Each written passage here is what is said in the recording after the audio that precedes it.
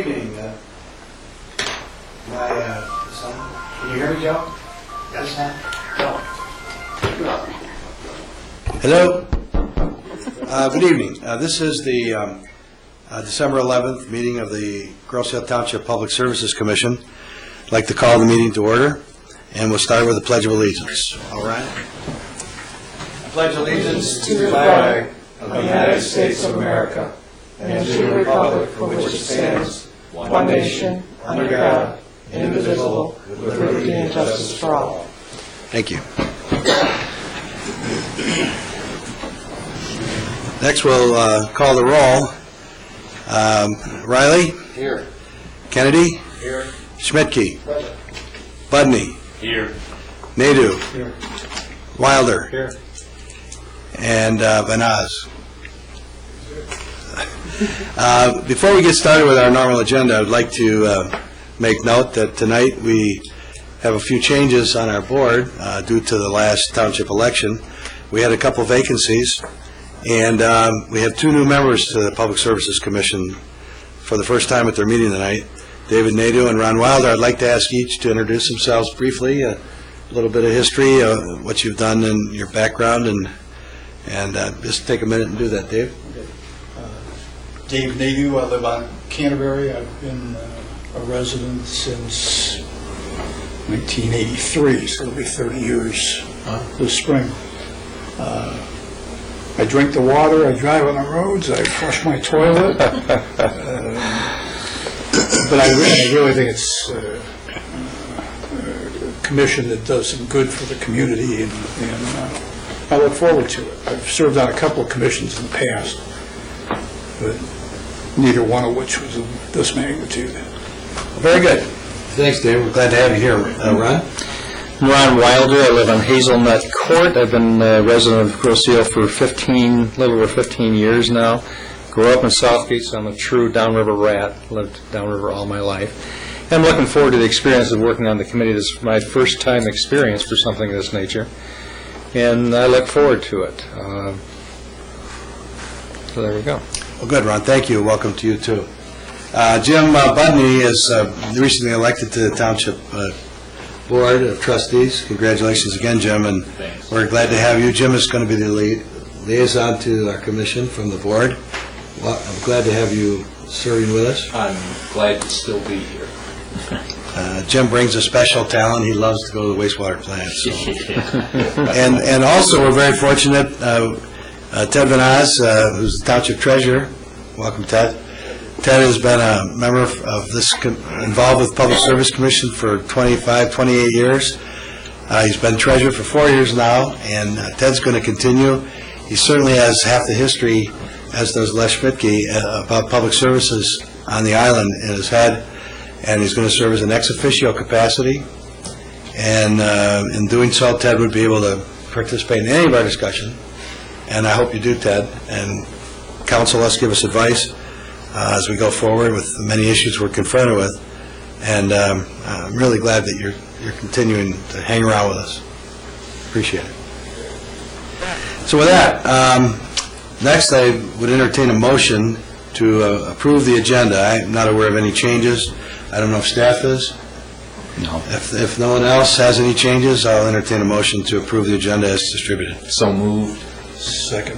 Been moved and supported that the agenda for the December 11th meeting be approved as distributed. All in favor indicate by saying aye. Aye. Opposed? The agenda is approved.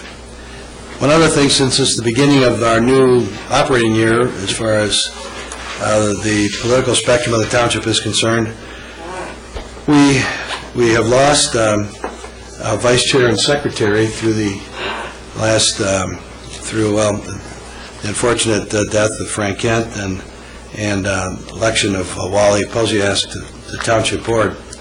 So we need to elect the vice chair and the secretary. And I'll open the floor for any nominations. I'd like to nominate John Byron as vice chair. I'll second that. All right. John Riley's been nominated for vice chair and has been supported. Are there any other nominations? John, do you have any comment? No. Okay, no further discussion. All in favor indicate by saying aye. Aye. Opposed? So, John Raleigh, thank you, John, your vice chair. We have to elect a secretary. Open the floor for nominations for secretary. I'd like to nominate Phil Kennedy as the secretary. Second. It's moved and supported that Phil Kennedy be nominated to serve in the role as secretary of the Public Service Commission. Any discussion? Phil, anything from you? No. Any other nominations? If not, we'll close the nominations. All in favor indicate by saying aye. Aye. Opposed? Motion is carried. You have minutes in front of you from our November 13th meeting. And I wouldn't expect the new members that didn't participate to vote on these since you weren't involved, but those that were, we think have a majority still around. And any comments, changes, corrections? If not, entertain a motion to approve the minutes of the November 13th meeting. So moved. Is there support? Second. Moved, supported that the minutes of the November 13th meeting be approved as distributed. If no further discussion, all in favor indicate by saying aye. Aye. Opposed? Minutes are approved. The next two items, for Ron's sake and David's sake, number 8, we just received the report, but we'll certainly answer any questions. And I'll describe that when we get to it. Number 7 is approval of the bills. We just get a look-see, our commission does, at the major bills. And you notice, I thought maybe I'd highlight a few. The pages are all numbered when our excellent assistant, Linda Benetor, puts together the packets. All the pages are numbered. If you look on page 8, just call to your attention, you'll see the figure in the middle of the page off the right-hand column. Our water purchase item was $89,000 for the last month. That's our wholesale water rate to Detroit. And generally our water, when you look at the budget, it's about $1 million a year that we spend purchasing water. On the next page, 9, our contract with Waste Management for refuse hauling and recycling, the monthly fee there is $52,000. I'm just highlighting some of the big ones. And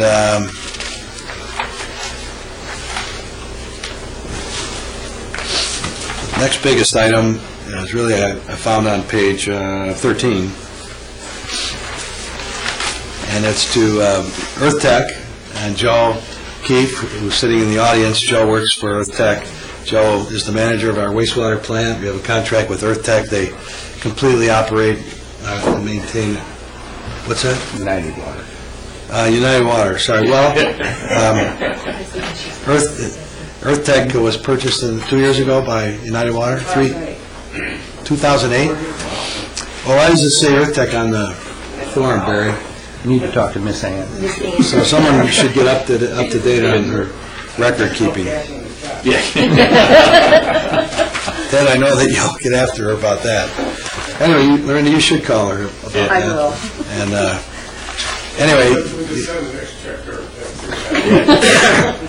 so our contractor that runs the wastewater, I just wanted to call those to your attention. Are there any other questions on some of the bills that we paid out of public service accounts? Yeah, Mr. Chair, if I may, just a question that I'm sure Barry or Lorinda knows this. The very first thing on page 8, conference and workshop.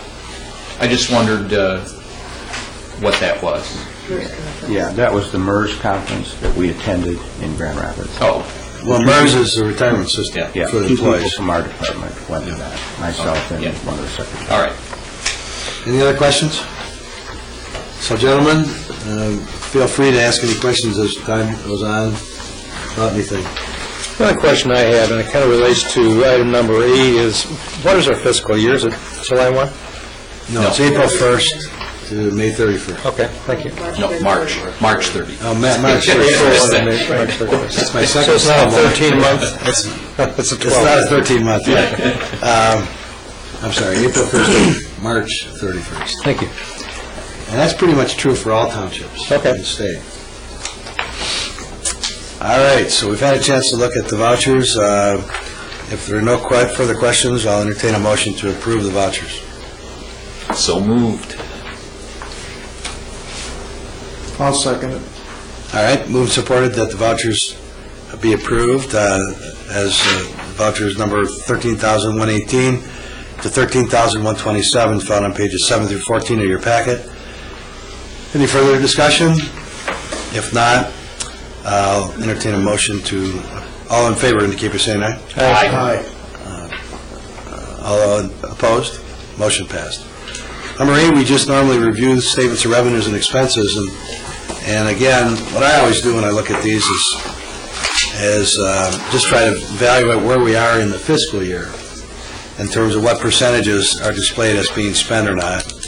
And we're pretty much holding true. We're 2/3 through the fiscal year, so I didn't notice anything that jumped out at me. If you have any questions about any line items, and this involves our water system funds, our sanitary sewer system funds, the operation of our wastewater plant, and our refuse. Any questions from anybody? Hearing none, we'll receive and file the report. On page 20, next item on the agenda is our treasurer's report. These are basically, Ted, you correct me if I'm wrong, all public works accounts, the ones I just mentioned, water, sewer, drains, and so forth. What we started doing a few years ago, if you gentlemen turn to page 21, is we asked the treasurer to give us a report on page 21, the backside of the treasurer's report, the balance of our accumulated funds for our drain projects, bike paths, and road improvements. This is really important. Later tonight, we're going to have a preliminary discussion on the proposed budget for 2013 and 14. And I always try to look at these funds on page 21, particularly as we discuss drain improvements, which we will tonight, and road improvements. So you see the fund balances. We have over $1 million in our drain fund, and in our road fund we have $368,000 at present. When taxes are levied, which tax statements went out as a Christmas card, as you said last night. So when taxes are collected over the next few months, up until February, our new take on the road millage of 0.4 of a mill would be about $220,000 that will add to this. So that's the kind of money we will have, and we need to keep a balance in there, but we're going to talk about those two funds in particular tonight. On the bike path fund, I would just, for your sake, the newcomers, the township board created a new commission that's responsible for both maintenance of the bike trails and new construction. So there's a new pedestrian or pathways committee? Pedestrian pathway, and bike Pathway commission, and they're citizens like we are, and I think they're taking everything over except maintenance. Or that's why you still see it here. I don't think the determination, number one, not all the bills have been paid that we have been billed for, such as that minus $74,000 you see there. So once this whole thing gets ironed out, that decision will be made. I would think the maintenance will probably stay in the hands of the DPS department simply because that's what we do. I don't know that it'll go beyond that, but they'll probably make the recommendations to us, and we'll move forward from there. Okay, and if you recall, I mentioned that this commission has been planning to build some of their construction money for a bike path along Horse Mill between Meridian and East River by the Presbyterian Church there. And some of the maintenance we do is we'll do some patching on the asphalt surfaces, roadside mowing, tree trimming, crack filling on the paths, and so forth. If a section fails, we go fix it. So that's basically, that's all. So I suggest you keep this page 21 set aside. We're going to discuss capital improvements a little later. Okay, moving right along. Did we have a motion to approve the treasurer's report? So you have the treasurer's report. I talked too long. Maybe we'll, I'd like to entertain a motion to approve the treasurer's report. Second. Moved and supported the treasurer's report. for November be approved as distributed. Any discussion? All in favor indicate by saying aye. Aye. Opposed? The motion's passed. Next, Barry, manager's report. Good evening. Number one item on my manager's report is to remind everyone out there that yard waste ends on December the 14th. Friday, December the 14th will be the last day that Waste Management will pick up yard waste for this year. They will resume collecting it again April 1st. So just as a reminder, and just as a quick review, this new contract that we just started November the 15th with Waste Management extended that yard waste date to December the 14th because prior to that it was November 30. And we found out through history, last 4 or 5 years, that out of the 5 years, about 3 years, we needed to extend it because all the leaves and stuff were not on the ground come the end of November. So we extended it a couple additional weeks, and that's how we ended up with December. It's actually December the 15th is the official date, but the last day for pickup is 14th on Friday. Any questions on that? Item number 2 in your packet starts on page 22. It's our annual landfill rate notification. As a quick review, all of our trash that's picked up over here on the island is transported to the landfill in Riverview. We have a contract with the Riverview landfill that I think expires in 2014. And it's made up of about 12 communities, a consortium that was put together of 12 communities to negotiate with Riverview to get a preferred rate, you might say, for dumping.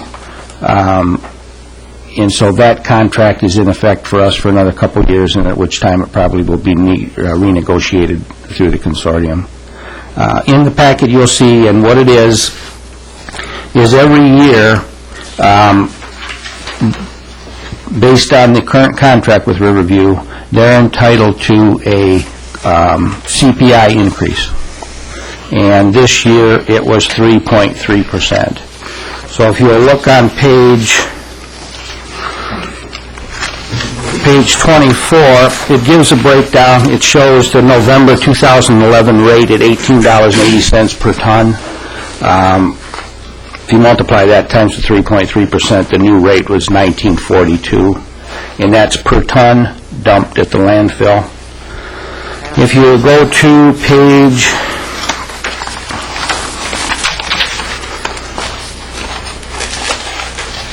26, you'll see in tons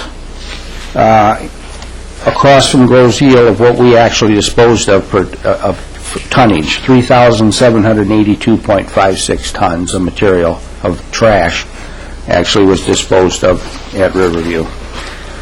And then on page 27, it gives a little bit of a further breakdown. It just gives the percent of increase or decrease over the year prior, and it looks like we're down about 0.5%, roughly, over last year's disposal amount.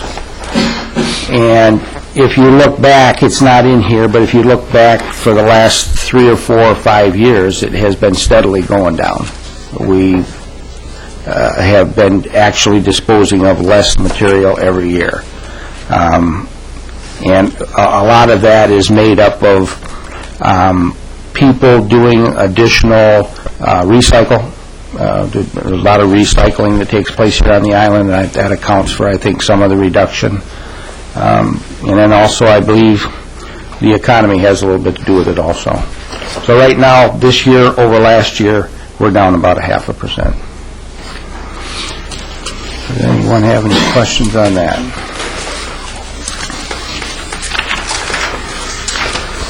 Okay, so this is an automatic thing. We don't have to approve anything. Yes. So, Yeah, this is automatic, and what it is the only thing that would change this rate further than the CPI would be if the total tonnage made up of the consortium dropped below a certain amount, then the Riverview would be entitled to additional compensation, because we guarantee them a certain amount tonnage-wise. If we drop below that, it could increase some more, but it didn't do that this year. We're still in the same bracket we were before. So the only thing that would affected us this year was the CPI. Okay, if there are no questions, we'll move on to the next. Item number 3 is just a status update on the drainage project on Roebuck and South Point. I'm still waiting for one signature for the easement that we need to have in place over there before we can actually install and move forward with the job. And there again, it's not a case, I think, of that person that's refusing to sign. This person is not in town often. The wife has already been in and signed her signature, and we're just waiting for him to come in and sign on the dotted line, and we can move forward with this project. Is there any indication? The last time I talked to him, they never really indicated to me exactly when Just that they were going to do it? That they were going to do it. I'll put in another call. I hate to pester them continuously, but... Well, they're holding up a project. They are. I feel like we should say their names on TV. I don't even have them here tonight. You know, it's been over 6 weeks we've been waiting for their signature. I know. We're trying to solve their neighbor's drainage problem. I will place another call to them. They're very nice people. It's just that... Well, you know, I guess... Fax the document, wherever this guy is, and if he didn't sign it, fax it back. I think you should push for that, and if you want, I'll call her, as chair, this week or tomorrow. Okay. Give me your name. We got to get this resolved. It's too bad you're missing all this weather when the ground's not frozen. I agree. And do the excavation work. So, try to reach her tomorrow. I'd ask you to email me her name and I'll have I can have her call her as well. give. It's time to, I think, time to hassle people. Yep, give Linda a call tomorrow. She can call you. I'll be out of the office tomorrow. Okay, well, Linda can do it. Wouldn't Jen's idea make some sense? Can we do it via fax? I can check into that and see if we can. Yes. I think you can. Oh, sure you can. Fax goes back to these there, or something else, that could be done. We could have mailed it to him by all this time and had him mail it Sure. back. Yeah, priority there. Yeah. So I guess, Barry, one way or the other, fax it or mail it to him, wherever he's at. It's Christmas coming up. If he lives there, he's likely to be home for Christmas. I don't know. We'll look into it further. The last item is a status update on the replacement of the boiler at the wastewater treatment plant. The boiler's in, it's operating, went through the necessary inspections, and I think it's working okay, isn't it, Joe? So that... The bus use for townsite, offhand, the gas goes about $40,000 bus. Are they? Really? So we can't, okay. The gas usage, during the gas usage, looks like it's dropped about a third from what we normally experience for that building, so. So that's good. So it's in, it's operating, so that project is pretty much done. Very good. Any questions on the boiler replacement? Okay, the discussion items, move along here. Next are committee assignments. Everybody has in front of you an up-to-date roster. Thank you, Lorinda.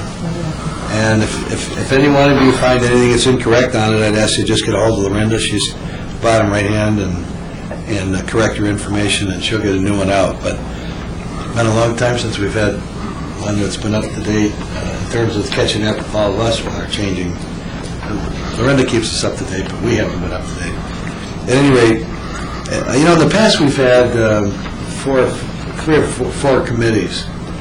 I don't think we need a refuse committee active right now. We just entered into a 5-year contract. My proposal is that we just bring our, if something comes up, we need a committee, we can always appoint an ad hoc committee. My suggestion is we just appoint 2 standing committees, one on roads and drains, one on water and sewer utilities. And split the commission up 3 and 3. Okay. I'm opening that up for discussion. Yeah, Mr. Chairman, I think that's a good idea. one of the things we want, and especially we do have quite a few new members, we do want them involved, and that is not a bad way to do it. And it helps them, I think, learn what's going on this commission. So I certainly would be in favor of it. Okay, maybe, I just thought of this, look for, even Ted to comment on this, maybe for each committee, we ought to have a chair for each subcommittee. I know I have my own thoughts about, for example, roads, what we ought to be doing, but when we get it, we can hold that topic for future consideration, but later tonight, we're going to talk about, for Barry's purposes, capital projects that we'd like to see in next year's budget. Just throw ideas out, that's the point of it. He's going to come back in February with the budget and listing of things that might be feasible, so I thought we'd give him a little guidance tonight. But, one of my goals, I know, is for Church Road, that in 2013, I would like to see a committee work with our engineers and whoever else. You need to come back with a plan. What are we going to propose to at some point, and how are we going to fund any improvements on Church Road? And that might take some time, or a few committee meetings.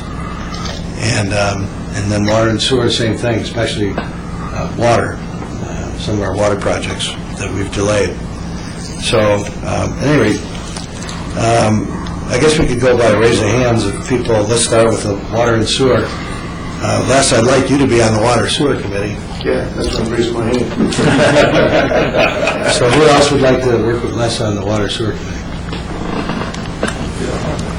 So Phil and Les. One more.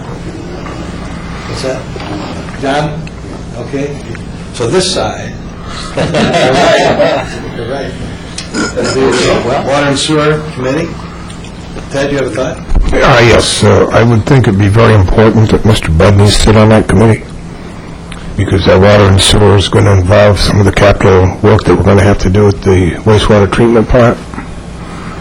And he's going to be our point man. All right. And I would think that it's pretty imperative. I will attend any of these subcommittee meetings as a historian and the treasurer, but I'm not going to be an active part in the voting of it, but I can be an active part in the, but I think, without a doubt, the water and sewer is our big issue going forward, and I would think that it's going to save a lot of time and effort if Mr. Budney sits on that committee. And I have no problem with that, and I agree with Ted. Actually, if it's okay, I would sit on both of them. Because I think the issue, Jim, is that we try to have subcommittee meetings like at 7 in the morning or 7:30. You don't have a quorum of this commission. You don't have to post it. You call the meetings at, whenever the engineer might be available. And there's no problem, I guess, if we post a meeting that we're going to have a subcommittee meeting. You're welcome to attend any of them, but I was thinking it's easier if you just have not a quorum. Yeah. Now, that doesn't mean they can't be, because I might go to one or two of them, too. Okay? Yeah, but that's...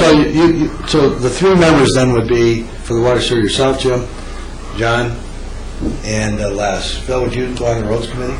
Sure. Roads and drains? That's fine. All right, and we'll talk about the chair of each group at the next meeting. Then for the roads committee, I guess that leaves David and Ron and... How about I get on the roads committee? All right, there you go. Very good. So, thank you. We have two committees, and Lorinda will get the committees out. The committees really haven't had a need to meet, but I think we will do that a little more. That means we still have our full get-together early April, where we drive all the roads, look at drains and other projects. We do that together. Excuse me.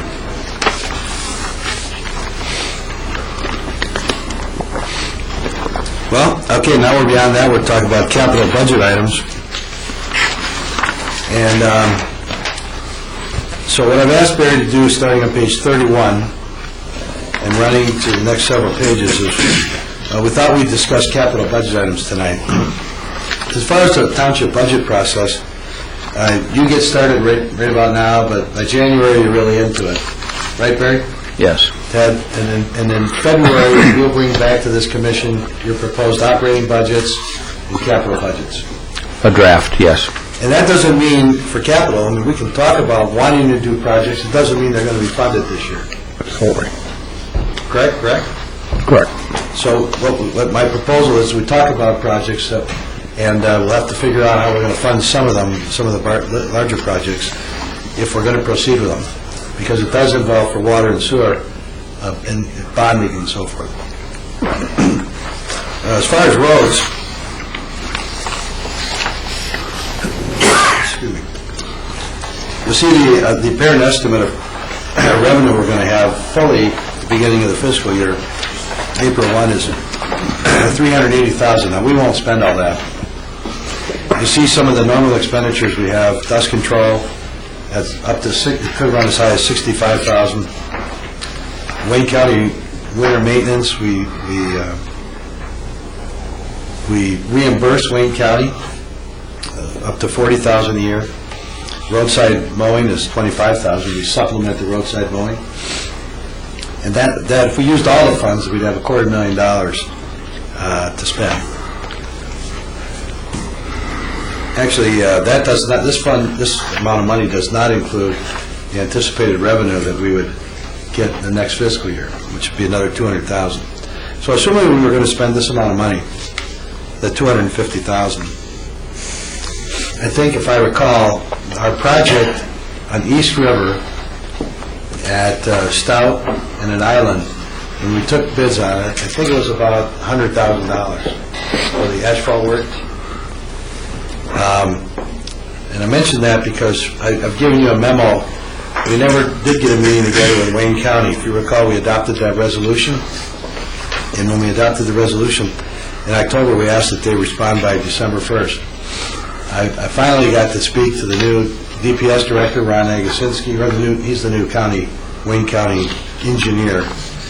Ron had no intention of getting back with us. I had to remind him that we even sent the resolution. That wasn't good news. Bob Conrad, who's director of road maintenance, my opinion is he didn't have any intention of getting back with us. He saw it, and he thought someone else was going to get back with us.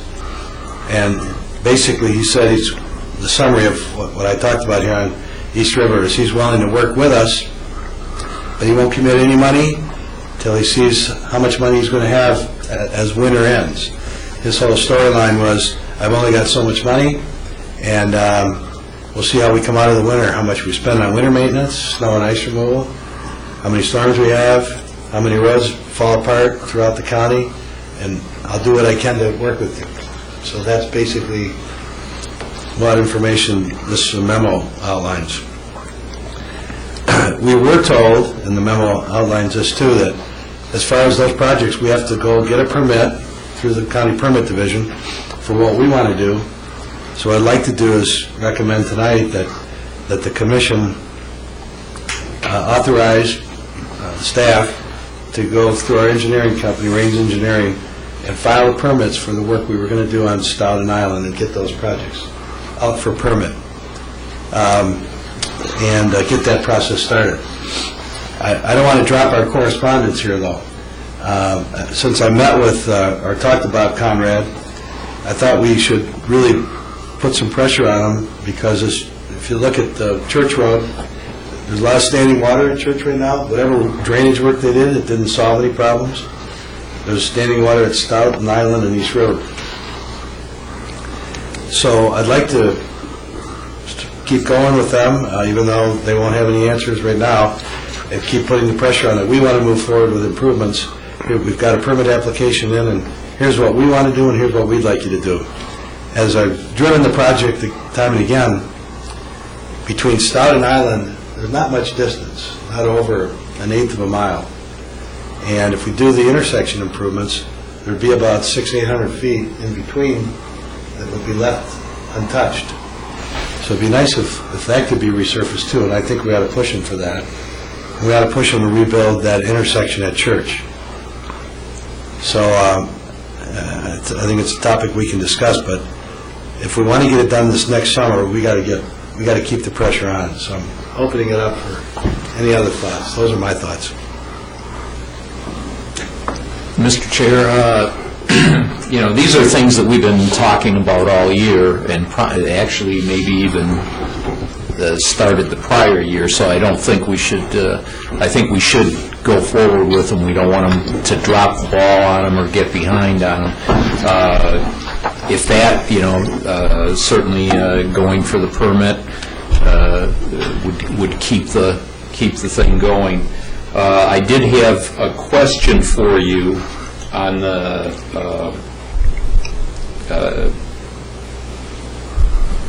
in these projects, going for if we're going to do all the work on the chip seal resurfacing. Yeah, are you going to talk about that?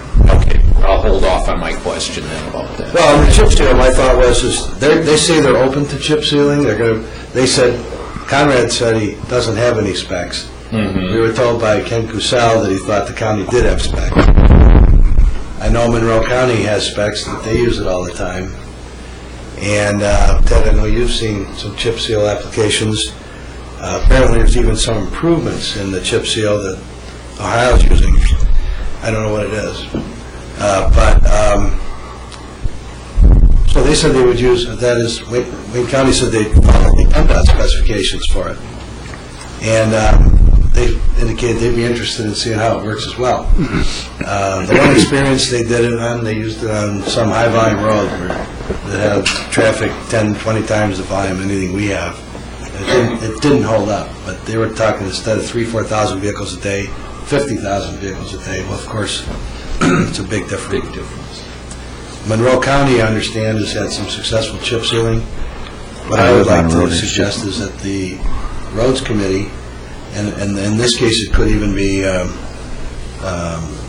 more than just the Roads Committee, you, Jim, or Ted, or myself could join them, that maybe this winter we could try to meet with Monroe County through Barry, setting up some meetings, talking about their successes or failures, maybe getting their specs, maybe inviting them to come here and look at our road with the subcommittee. I think we ought to research it. I can get in contact with someone from Monroe County. The road I live on is chip seal, and it's a road that's not heavily traveled, but the speed limit's 45 miles an hour, so and it holds up very well. It's just an asphalt road, and they chip seal it probably, I don't want to say they do it once a year, but I'll bet you they do it every couple of years, and they can do 2 miles of it in a day. That's how quick it goes down, and you can drive on it right afterwards. It's a little dusty at first because they're putting a chip over the top of tar, basically, oil. Once it sets up, it's fine. Looks like asphalt road. I take it the advantage in that is that it's far less expensive. Yes, it is. Yes. We don't know yet, but if you go in and mill off and re-asphalt a mile of road, like Bellevue, for 1 mile it's about $400,000. We're led to believe this could cost as less as $50,000 or something of that sort. I have a question for Billy. On these intersections, Island Stout, and I don't think we did anything on Church Road, that intersection. How far have we taken that to the township board? The Church Road intersection? Well, Stout, particularly, Church, I don't think we did anything because we thought that Wayne County was going to do it. Right. But if we're going to go out, if we're going to proceed with engineering and permits, then by your next meeting, the next meeting that we meet, we need to have some kind of an action for the township board to authorize the funding to move forward with the engineering and even bids if we're going to go that far. Okay, well, actually, the engineering and the bidding, although we probably would have to rebid it, it was bid last spring. Okay, so it did come in front of the township board? No. Well, it did, no. No, we gave them a list of projects we wanted to do, and they authorized us, those were the 2 asphalt projects that we didn't proceed with. we awarded that contract for concrete repair. My question is, did those projects come in front of the board by an action item? Yes. The action item that went to the township board was to grant approval for the concrete replacement, the concrete patching replacement. We never moved forward with the asphalt one because we put it on hold because we thought the county But was going to help we us. got approval from the township board to bid the projects. Yeah. We didn't award it because we were hoping the county would. That was my question. Yeah. We did get the authorization to do that, because if that's the case, then all I have to do is rebid it. Is that what you're saying? Yes, we bid it and get board approval to move forward with it After the rebid? after the rebid. Right, okay. But, now, at this point, we got to get our permits. And, one of our hopes too, Ted, if you recall, was maybe if the county's going to do the road work, and they were going to do it themselves with their crew, maybe they would do our asphalt work too, like they did at some of the other intersections years ago. Well, we could sure have them bid on it. That'd be interesting. Well, we could have bids in the end and see Sure. what their prices come in at. All right, so as far as the roads are concerned, any other discussion you want to have on roads? So in early April, we'll drive all the roads and drains, and we'll come up with how we're going to spend our money. I guess I'm a little bit confused over our relationship with the county, and so we're trying to get the county to move forward with this. What happens if they don't? Are we still going to be doing it on our own, or what? Last year, we delayed Okay. instead of moving forward. The problem is we're going to go down to East River. We're not going to do East River. I think that the decision we've talked about in the past, this is a relevant discussion, is we're going to try to, remember we drove around and I explained that there's so-called neighborhood roads versus Right. the major collector roads. And we may have to do some work on collector roads eventually, but we were trying not to, because that should be their burden. The county's saying to us, they're not going to spend any money except to patch holes on local roads, neighborhood roads. So we're going to do the section of Island and Stout that runs from the radius return where the curbs would normally go in, and then up each of those streets on the residential portion. But on the main run of East River, we were going to ask the county to do that. Okay. Now, we could always change that policy, our priorities, but is everybody understanding what I'm saying there? Ted, did I describe that accurately? Oh, yeah. Basically, what he just told you was, Wayne County is calling and crying poor. They have no money. They're not assisting us with anything, so any projects that we move forward with will probably, at least for the next foreseeable future, for the next 12 months anyway, I don't see Wayne County improving. It's going to be very doubtful that we get any assistance from them. So if we don't take the bull by the horns and move forward, it just won't get done. Because basically, we don't fit the criteria with high traffic volumes, and, they're comparing us to Telegraph and Eureka or something like that. I mean, we're going to be so far down that list, we'll never get back up it. But we have to stay on them about it and see if we can get some cooperation. They have been doing what they can do, or at least they say they have. It's not a good position to be in, because we're using taxpayer money to do roads that belong to Wayne County, which we're paying taxes to have done. Right. So it's kind of a catch-22. Thank you. Okay,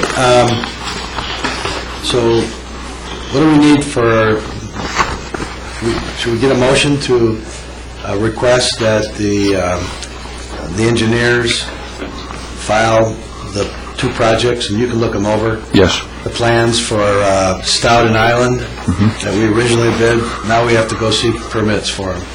We got to get that started. Okay. Could I have a motion to that effect? So moved. Second. All right, so we've had a motion to ask our staff, our DPS director, to approach Raines Engineering to go forward with the permit applications for the improvements we delayed last year in 2012 for Stout and Island from East River back approximately 200 feet in each in a westerly direction. Any questions? Discussion? All in favor, by saying aye. Aye. Opposed? So we've got something going there. And then on the chip seal, I just as soon ask the committee, we'll start to feed you some information maybe after the holidays. We can start looking at how we can learn more about the chip seal. Barry will be on a chip seal mission. Okay. Anything else on roads anybody wants to talk about for tonight? Probably one thing I'd like to say is that on the chip seal up in Roscommon County about 3 years ago, they chip sealed US 23 for quite a long distance. And I was amazed at that because I usually come home 75 from Grayling, and we came home 23, and it was all chip sealed.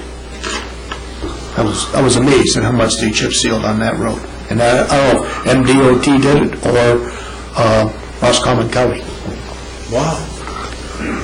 On US 23? US 23. It held up. Oh, yeah, it's still there.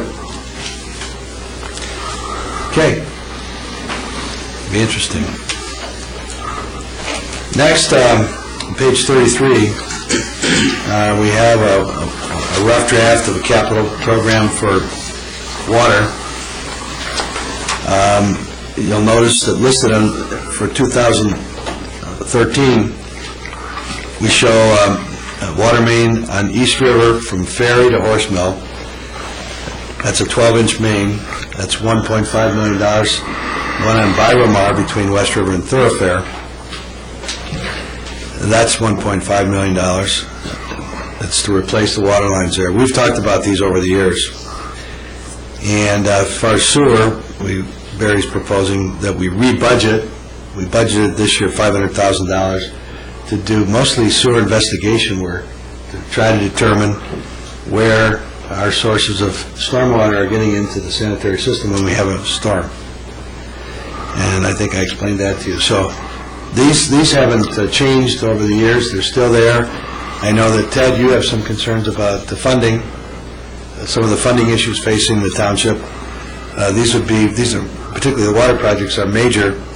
And the only other thing I would raise is that after we talked about these two water projects for a long time, Barry, you've been proposing to rebuild a whole section of 4 miles of water main on Meridian, saying that this would be a better way to solve some of your pressure problems and whatnot, reliability problems. But that project's $4.5 million, just that one. So, and the water report that I think we gave copies of this to Ron and Dave, but it does speak to the water main on East River and Byromar. It doesn't really speak other than to indicate that the water main on Meridian should be replaced, but doesn't give it the same. This report doesn't give it the same priority. So I ask you to be prepared to talk about that tonight. Yeah, and I can briefly this draft that you have in front of you right now on the capital improvements is just basically a carryover from previous year.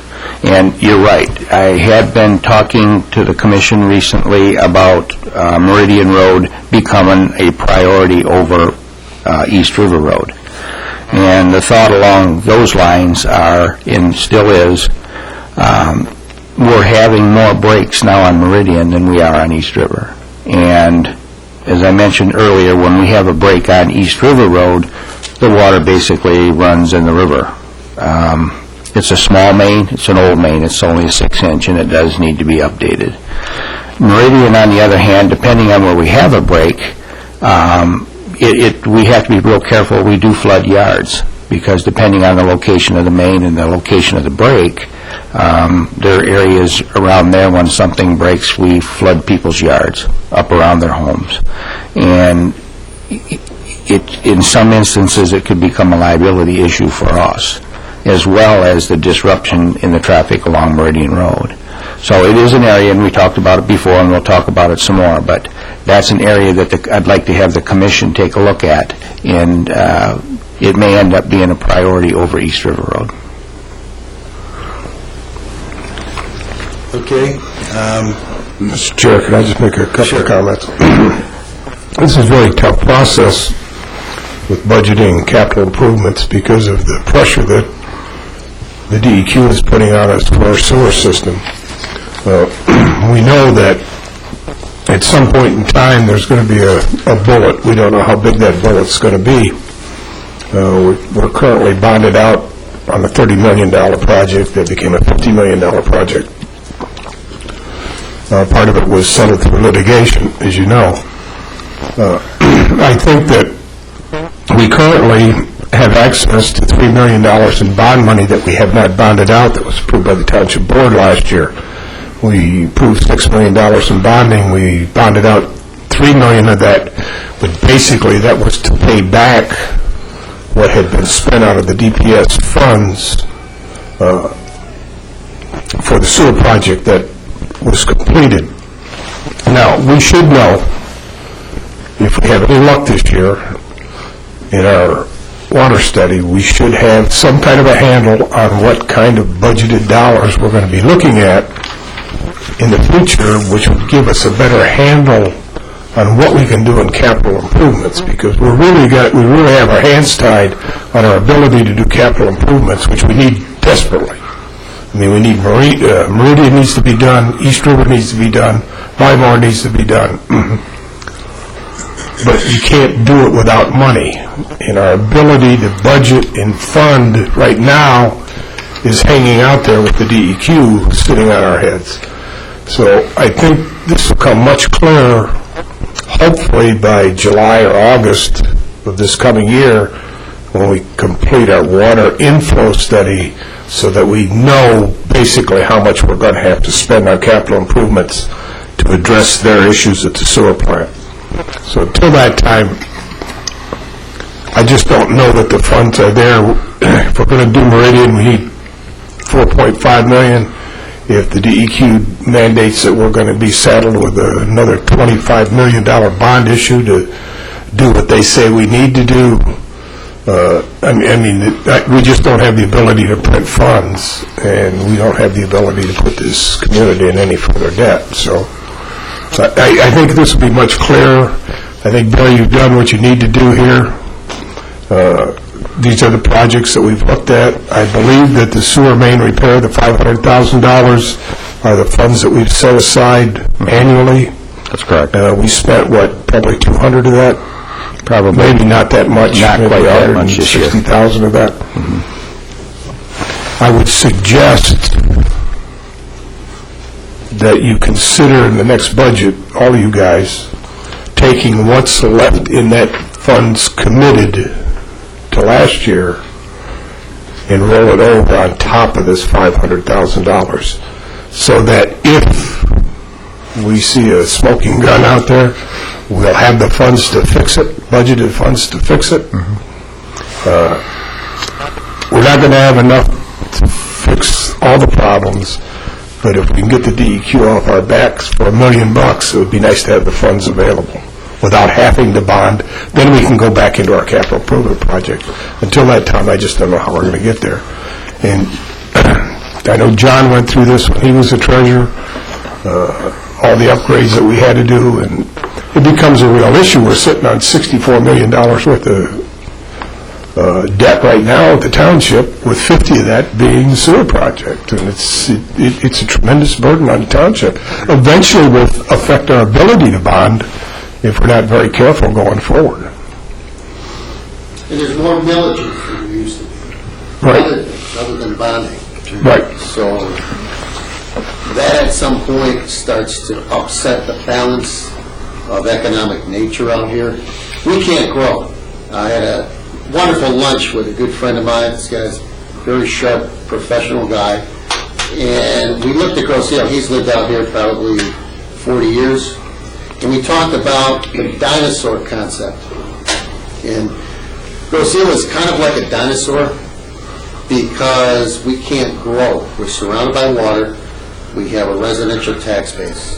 We don't have the benefits that Brownstown does, or West Road in Trenton, or Allen Road, or various Eureka Road, various different places. Those communities have grown. We've all seen it in the last 10 or 15 years. You watch the development on Eureka Road with the restaurants, where they have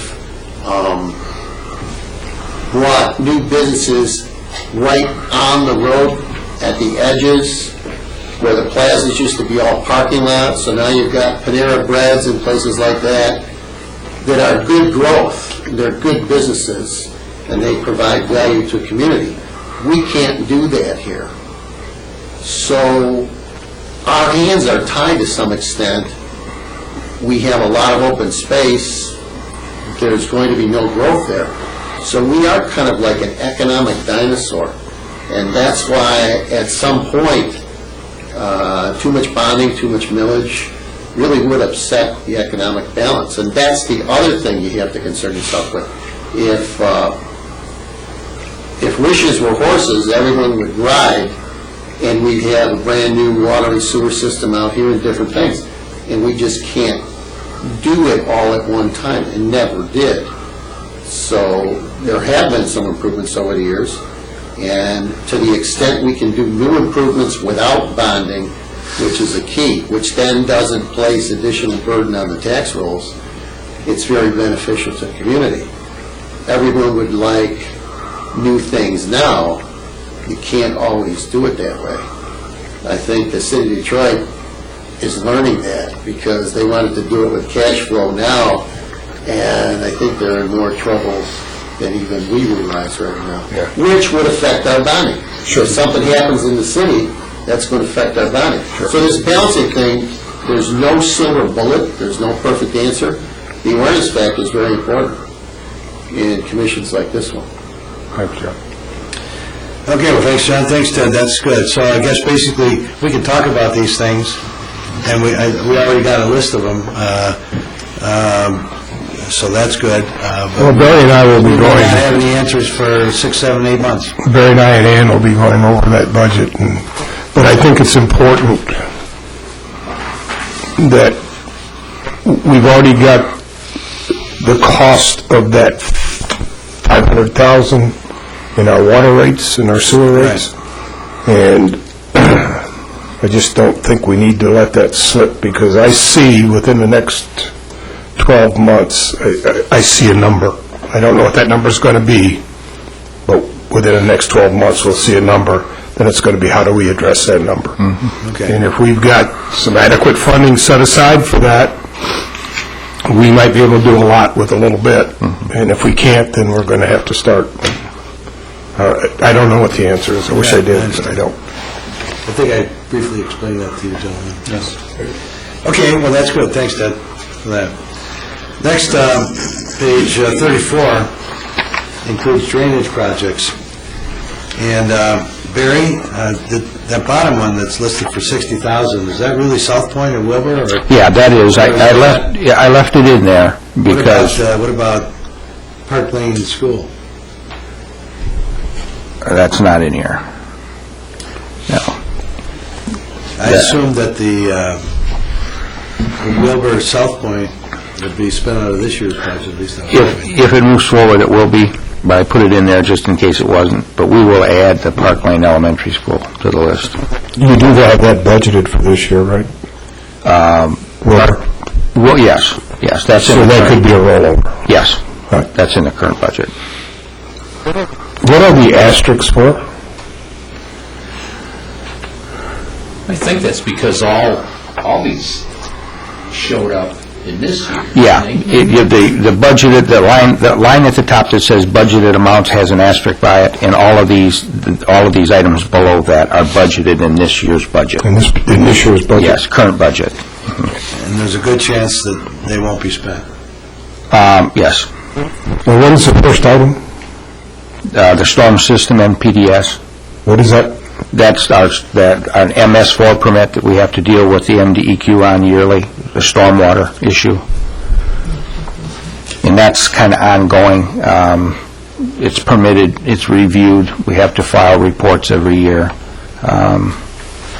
That was one of my... This is a number that's out there, we just don't know what it's going to be. We plugged this number in. Okay. No, that's not a concrete number, that's just a plug-in. We haven't spent near that this year. I mean, it's just, we keep it in there as a reserve in case we do, but now a year ago, we passed our inspection, so we were given a clean bill of health when it comes to the NPDS MS4 permit. So they won't be bothering us for another 3 or 4 years, but the DEQ has a tendency to bring new things up as time goes on, and we just need to cover it, that's Maybe you all. want to downsize that to We've- 50,000. All of these numbers will be reviewed for the next year's budget. This is what's there currently. I'd like you to look at downsizing that. Yeah. And just to comment on that, for Dave, and maybe we haven't discussed this with you either, probably haven't run, but this is one of those mandated programs that nobody's supposed to mandate programs under Headley. This is a mandated program that's about 15 years old or 20 years old. The state now has 2 different tiers of permits for communities based on your size. And they actually come out and inspect to see what you're doing about managing your stormwater so that stormwater doesn't pollute the streams or, I mean, I'm not going to comment on it, but it's just another mandated program, and everybody's got to do it now. And so you- we're talking about somebody actually comes from Lansing, they look at what we're doing, and they can give you a whole list of things you got to do. Yeah, a year ago, or approximately a year ago, we had our inspection, and she was here for 3 days. Wow. Going over Grosse Hill. And we had a few minor items that we had to take care of, but nothing significant. We took care of those, addressed those items, and got, what's that? And we were okay. But It was a great place to visit. You just didn't want to leave. The airport oil separator is something you budget every year? We do, yes. The Grosse Hill drain maintenance is just if we have a drain project that we didn't anticipate, whether a cave-in on a ditch or a drain someplace, we have money to spend. The relocation for road projects is just in case we run into something. Right. And that's possible. We might do that at Highland or Stout. The bike path drainage is an issue, Phil, that we talked about in front of the Presbyterian Church. You want to comment on that? Yes. In fact, as part of the bike path bid that we just received bids on a month or so ago, included in that bid was a separate cost to go and take care of some drainage problems that are at the intersection of Park Lane and Horse Mill. For years, it's been a problem. We incorporated it in with the bike path bids, but we put it in the bid in such a way that it can be separated from the bike path bid price and done as a separate project. And right now, it looks like if we want to move forward on that this coming season in the summer, it will have to go on its own. I don't know what's going to happen to the bike path right now, but there are funds there for us to improve that intersection drainage-wise. And that's a project that needs to be done, in my opinion. Okay. Any further questions on any of the drainage? You're going to add Park Lane School back in your list. We're going to put Park Lane School back in there. And one other item that's on this budget, just that I can give a brief rundown on for the new members. The item that says the drainage grant program, there's $100,000 put in the budget every year that allows residents to come to us that have drainage issues on their property and submit to us their project for improvement, and it's sent to our engineers for their review. If it meets the approval and the criteria for Grosse Hill Township, we will split the cost with them, and that some of that money comes from that drainage grant program. And I think the township will match their funds up to $5,000 of Grosse Hill money. So if it's a $10,000 project, the township will pay $5,000. It's a kind of a cumulative thing. If there's 3 or 4 people that have one problem, and those 3 or 4 people get together and come with a plan, it increases the money that's available to them because there's 4 of them now instead of just 1. And that drainage grant program has been in effect probably, what, Ted, 7, 8 years? yeah, probably. It started with the last board. Yes. Yeah, It's not this board, but the right. 2 boards ago. Yeah, it's been around probably 7, 8 years, and it's very successful. We get a lot of people that come in and do apply for these grants, and it's solved a lot of their drainage issues over the years, so it's a good thing. Any questions on drains? And we're going to, when we drive in April, we'll drive and look at drains too. Next is our pages 35 and 36, wastewater plant. Barry? Joe? Yeah, this is just, Joe put this together as budgeted items for our upcoming year, next year's budget. And you'll see that it's separated out. It's about a 5-year plan. We've taken care of most of the ones that are in the current budget. There's a couple of them in there that we want to roll over into next year. And then you can see the highlighted ones here are the ones that we took care of this year, or some of the ones we took care of. We haven't got to all of them, but you did most of them, didn't we, Joe? Yeah, I think we did pretty much most of them for the current year. And then you'll see 2013, those are the ones that we propose for next year.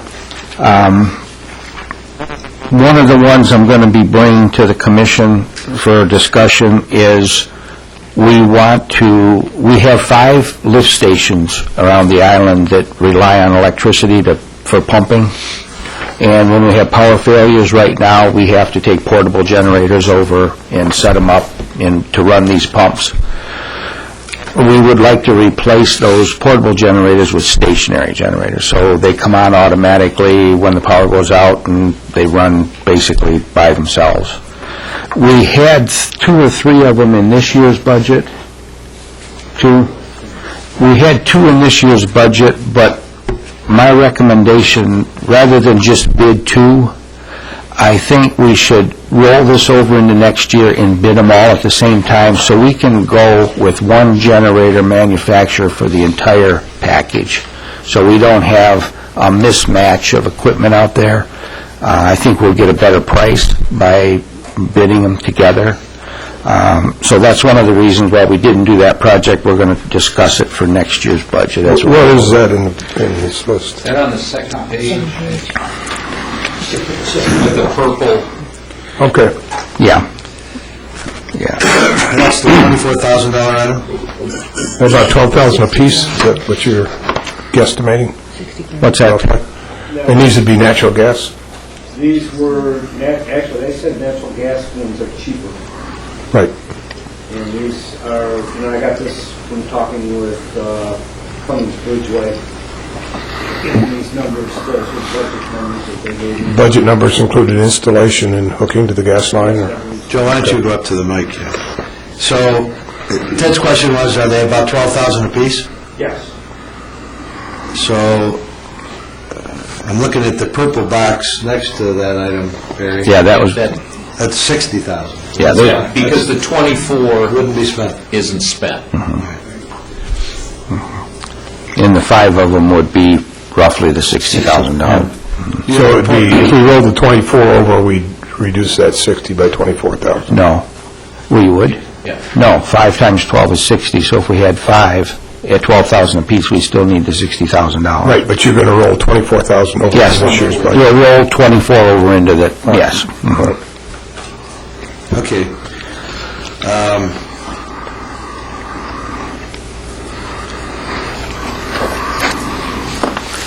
So looking at, what should we be looking at, the 2013 column?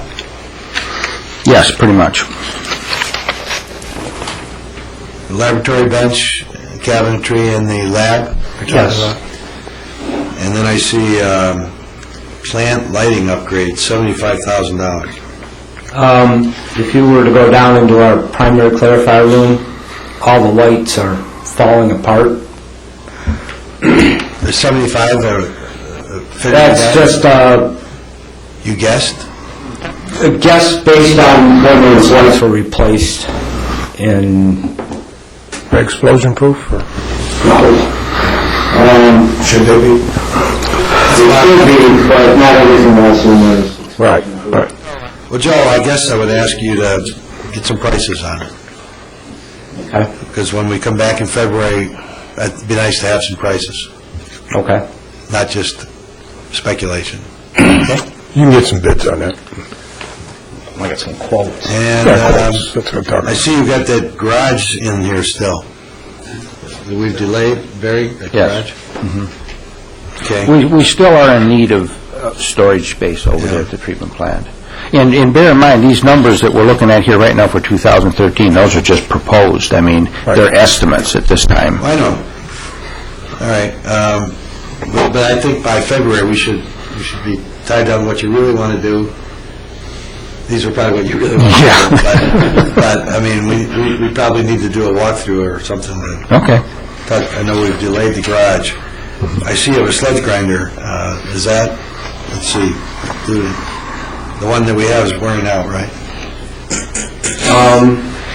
Do we only have one sled No, grinder? there are, the sludge grinder, actually, we don't have one. And that is to go in the sludge line before the lime blend tank, where we mix the lime stabilizer for application on farm fields. But right now, we get so many rags, because people flush all sorts of stuff they shouldn't down the toilet, that we constantly plug up the sludge pump out there, and the mixer blade gets coated in these things, and it starts rocking, and we've had to replace gearboxes on that mixer, and that's the big one. Because of that, it causes excessive wear, and it's extremely hard to get that stuff out of there. And How can you introduce, how would you install a sludge grinder? well, it'd be right in the line between, It's in the pipe itself? in the pipe itself, yes. In a manhole or what? No, in the garage, in the current garage at the plant, where the line mixing controls and the sludge line is, where it's accessible. Yeah, it'd be right in there. All right. I will look at that. Okay. You might want to give a little history on this HVAC plant, or I will give it, whichever you prefer, Yeah, go ahead. for the new members. I prefer you do it. Some time ago, about 4 years ago, we had a engineering study done on replacement of the entire HVAC system on the sewage treatment plant, everything. All the heating and cooling units, the ventilation equipment, everything. The engineering numbers came back at somewhere around $350,000, $360,000. We went out for bids on the project, and it came in at $500,000, or a little more than $500,000. A lot of the equipment was still working, a lot of the equipment was still functioning, so the decision this commission made at that time was, as this equipment fails, if the repair cost approaches or exceeds 50% of a new piece of equipment, we would replace the equipment, which is kind of an industry standard throughout the automotive and everybody. As long as you can fix it, fix it. If it starts to approach 50%, it's probably time to quit throwing money at it and replace it. And we've done that. We've replaced some of the equipment. The boiler was in that project number of $500,000. So that $500,000 is just a number that kept rolling year after year after year. We've made several repairs. We've made several replacements, the boiler being one of them. So, as you can see, in 2013, we won't roll that $500,000 over. We're anticipating $250,000 would more than cover, and it's probably an excessive number, because we will attempt to keep this stuff running as long as we can, and at some point in time, we will have to replace it. That's how that $500,000 number got there. If we went in and just replaced everything, it was going to cost $500,000. We just didn't think it was feasible or necessary at the time. So that number will continually roll down as we replace equipment as it's needed. And this boiler's a good example. That was part of it. We nursed it until we just couldn't nurse it anymore. And this year we replaced it. And we've got an HVAC unit on the roof that's maybe marginal in the spring. We'll take a good look at it. If we think we can get another year out of it, we'll get another year out of it. But just trying to conserve the money without throwing money good money into a bad situation. That's what I understand. So in other words, instead of having 500,000 in the budget for 2013, you're going to have 250. Is that That's what he's showing, that's what Barry's showing there, and we don't plan on rolling that 500,000 over. Okay. So that 500,000, so we'll actually, I don't think we spent maybe 105,000 this year, if that much, maybe 100,000.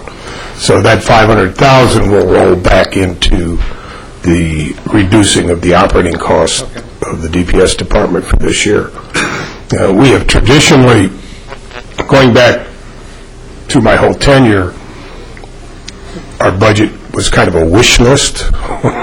Yeah, we might need a dump truck, let's budget 50,000. We might need a pickup truck, let's budget 30,000. In the past 3 or 4 years, we've stopped that practice. And the practice we use now is if we know we're going to replace it that year, we'll do it.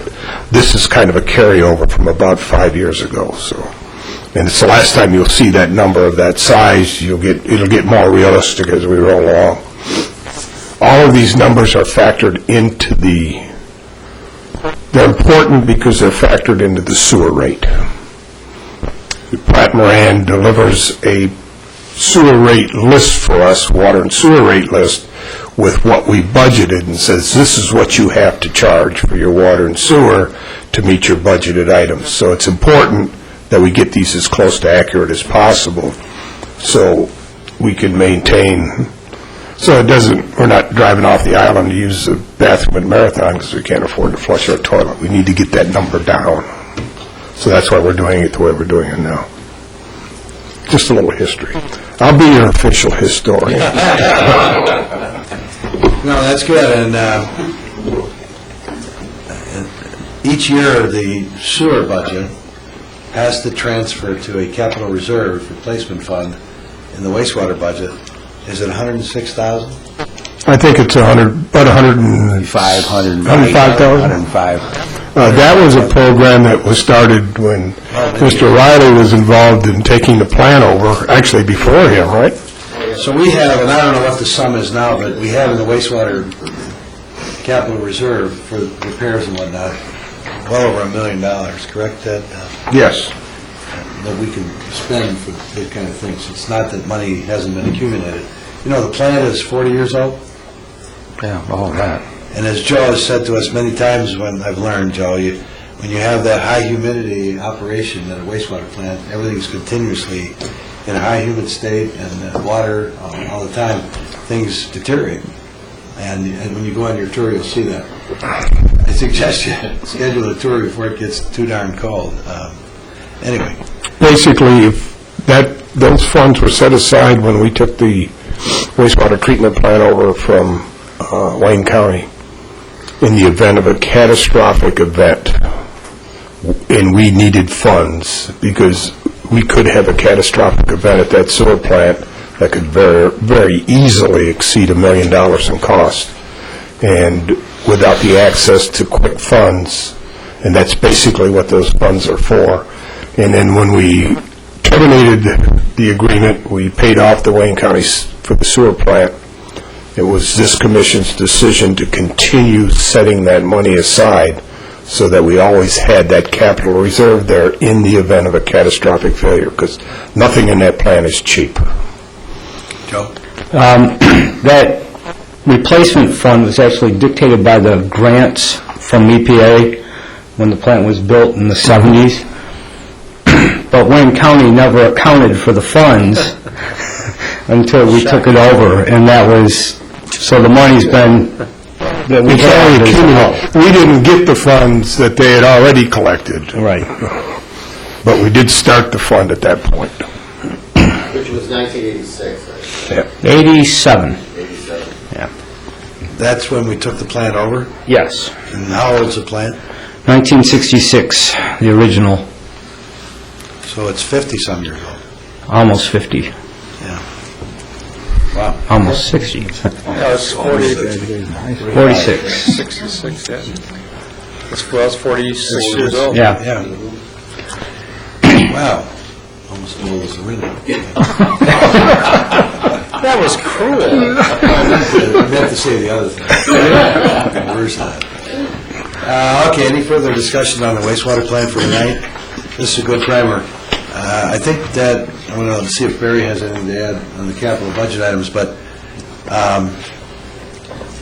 I think that, this year we deferred dealing with the water sewer rate increase. We did not.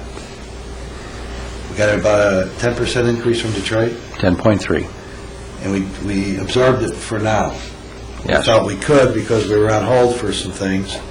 But I think come our March meeting, and then when they get into the more budget detail, we may have to, we're going to probably be addressing a water sewer rate increase on our billing. You mentioned a 10% increase, that's on the water portion. The wholesale water portion. Okay, so it's not 10% of the entire water bill that we get? No, that's correct, just on usage. What we pay Detroit for water. I think that with my discussions with Barry and Ann, we're going to wait until we see what the water rate increase is this year, and then we will go out for an increase. Right now, if we were to recoup the $100,000, we'd be looking at about a 3.5%, 3.6% increase, depending on what the water rates for the city of Detroit. I have some great history on that, too, if anybody wants to hear it. But the water rate increase in the city of Detroit is going to be for next year. We're anticipating 11%, I think. I'm hoping it's going to be less than that. Even if they have 80% fewer employees? Well, Even if they have 80% fewer. well, let me give you one of the big history items there. We heard their payroll for all personnel is 15% of their budget. Their debt is 58% of their budget. So if you think 300 or 400 employees is going to make a difference, it's not even going to scratch the surface. I mean, they're in an impossible situation, absolutely impossible. I think she's doing the right thing, the new director is doing the right thing to try to maintain the rates, but with $8 billion current debt and $10 billion in upgrade requirements, that's why we've put on the back burner but haven't totally walked away from our own water treatment plant, because if something doesn't happen to that system, this situation will get undoable at some point in time. And we don't want to be behind the 8 ball on that one if we're going to move. But unfortunately, Trenton dropped out of that program because of their contractual agreements, so now it's down to 2 communities. All of a sudden, it's economically not as feasible as it was. And so that's been put on the back burner, and a little more history. But with $8 billion worth of debt and $10 billion needed to upgrade, I said billion, by the way, with a B. I just don't know. I don't see any relief coming from the city of Detroit. Hopefully, short of bankruptcy, I just don't see how they're ever going to get out of it. And that's probably not going to happen. They're not going to, unless the state of Michigan steps up, which they could. I mean, it's a pretty viable portion of southeastern Detroit, or southeastern Michigan. It's kind of the heartbeat, so we'll see what happens.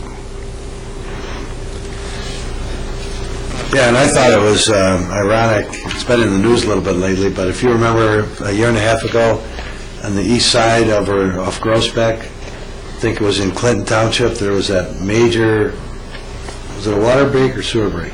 There was Water or sewer? sewer And break. it was a big trunk line sewer, 6-foot diameter sewer, whatever. But when I heard I know there's an investigation going on by the Oakland County Drain Commissioner, but there's some federal litigation going on right now, but to repair that sewer was a $30 million fix. I mean, I was stunned. I thought $3 million I could understand, maybe. 30? So I don't know. Anyway, I won't comment on that anymore. But Was that the one D'Agostini repaired? I don't know. Well, It might have been. there were some other contractors involved. 23-mile road. There were some other contractors involved in that. Yeah, that was up in Sterling Heights? I think it was Sterling Heights. All right, so is there any further, this was a preliminary discussion, and Barry's going to come back at our February meeting with your budget. These items will probably be listed in a similar manner, but as Ted says, we're advisory, so anything we do, we have to go back and recommend that this go through the board for final funding. The bigger projects are going to be delayed. Road improvements we'll do some this summer, hopefully some drain, wastewater plant. The bigger projects we need to keep talking about. Anything else on that? Okay, Barry, action item. Action item, if you recall, some time ago, the commission and the township board approved to go out for bids for security cameras at the wastewater treatment plant. And this is a project that's been needed for many years. Right now, there are no surveillance cameras at the plant. We have a situation over there where people can kind of come and go as they please. So it was the commission's decision to move forward, to go out for bids for security cameras at the treatment plant. And the motion reads motion to recommend to the township board to award bid to Mid-State Security, lowest bid, in the amount of $19,993 for the installation of IP-based network surveillance system using 6 IP cameras and network video recorder for the wastewater treatment plant. And down in the history part of it, you can read that portion of it. Not knowing a whole lot about security cameras and surveillance cameras, we kind of called upon the police department to review this for us, them being more well-versed in it than we were. They looked it over, didn't have a problem with it, had a few questions that we took care of. But basically, the sheet that we handed out tonight gives kind of a rundown of what the cameras can do. They actually can save all of the videotapes for a minimum of 30 days. They can go out further than 30 days. It'll store it. We can retrieve it. We can transfer it to DVD. We can have it broadcast at the police department if we want to.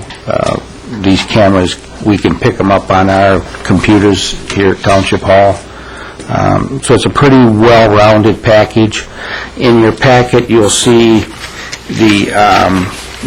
we have a coverage map in there. It's tinted in orange. It kind of gives you an idea where the cameras are going to be placed.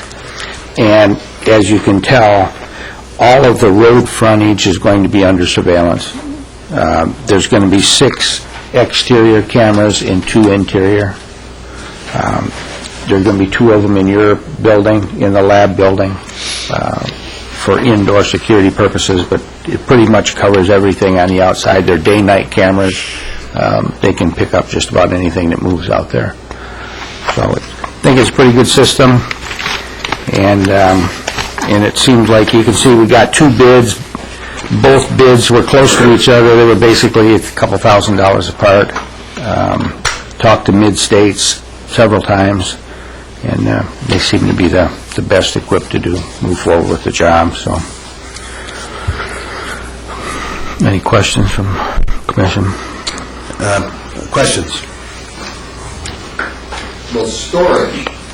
So what's the purpose of storing data more than a brief period of time? Well, there really isn't. They have to set up a timeline for storage, 30 days. You can set it, I think, anywhere you want. 30 days. If you don't need that videotape in the first 30 days or 30 days after each day, you're not going to need it. But I'm not going there. I'm saying if there's no purpose to store more than 1 week, why store it? Whether the cameras will handle the storage or not is irrelevant to a purpose of record keeping. And the basic accounting principle is you only keep data that you can use or reasonably use. And the guy that writes down the mileage for each time he fills up his car, and he keeps a log in his glove compartment, for 10 years driving that same car, he's not doing himself any good after the first probably 2 weeks, 2 fill-ups, unless there's a drastic change. That's the same concept. Storage is a cost factor because it is, just to keep track of it. So that's the idea. I mean, who's going to, if it's got 20 or 30 days storage, do you need that much time? If somebody comes in and steals your sewerage, then you'll know it in a couple of days and you'll have them on film, but otherwise, you don't need to store it very long, it seems. But you're the operator over there and not me, so is there a better reason to store longer? You don't know either.